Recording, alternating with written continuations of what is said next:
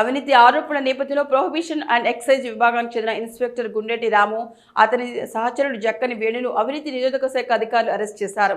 విచారణలో భాగంగా గుండెటి రాము గతంలో వేములవాడ ఎస్హెచ్ఓగా పనిచేసిన సమయంలో ఒక బెల్లం వ్యాపారి నుండి అక్రమంగా లంచాలు స్వీకరించినట్లు బయటపడింది.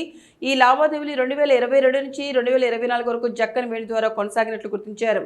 తర్వాత ఈ మొత్తాలను జక్కని వేణు తన బ్యాంక్ ఖాతాల నుంచి గుండెటి రాము అతని తండ్రి ఖాతాలకు బదిలీ చేసినట్లు అధికారులు తెలిపారు. ఈ వ్యవహారంలో అక్రమ డబ్బు మూలాన్ని దాచేందుకు బినామీ విధానాన్ని ఉపయోగించినట్లు అనుమానిస్తున్నారు. గుండెటి రాము నివాసంలో నిర్వహించిన సోదాలు సుమారు 20 లక్షల లెక్కలు లేని నగదు లభించగా దానిని స్వాధీనం చేసుకున్నారు. దీంతో అతను బినామీ వ్యక్తి ద్వారా లంచాలు స్వీకరించినట్లు నిర్ధారణకు వచ్చారు. ఇద్దరిని అరెస్ట్ చేసి కరీంనగర్లోని ప్రత్యేక న్యాయమూర్తి ఎదుట హాజరుపరిచారు. కేసు ప్రస్తుతం దర్యాప్తులో ఉంది. ఫిర్యాదుదారుడి వివరాలను భద్రతా కారణాల దృష్ట్యా గోప్యంగా ఉంచినట్లు అధికారులు తెలిపారు.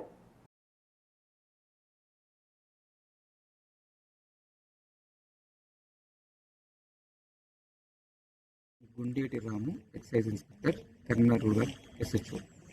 ఇతను వేములవాడగా పనిచేస్తున్నప్పుడు 2019 నుండి 2024 ఫిబ్రవరి వరకు పనిచేస్తున్న సమయంలో అక్కడ వ్యాపారం చేసుకునే వాళ్ళ దగ్గర నుండి మామూలు వసూలు చేసుకోవడానికి ఆయన దోస్త్ అయిన ఫ్రెండ్షిప్ అయిన జక్కని వేణు, స్కూల్ టీచర్, ఇతని యొక్క మొబైల్ యూపీఐ ట్రాన్సాక్షన్ కోసం అతని యొక్క మొబైల్ నెంబర్ ఇచ్చి కొందరు చిన్న చిన్న వ్యాపారాలు చేసుకోవడం దగ్గర నుండి నెల మామూలు లంచాలు తీసుకోవడం మొదలుపెట్టింది.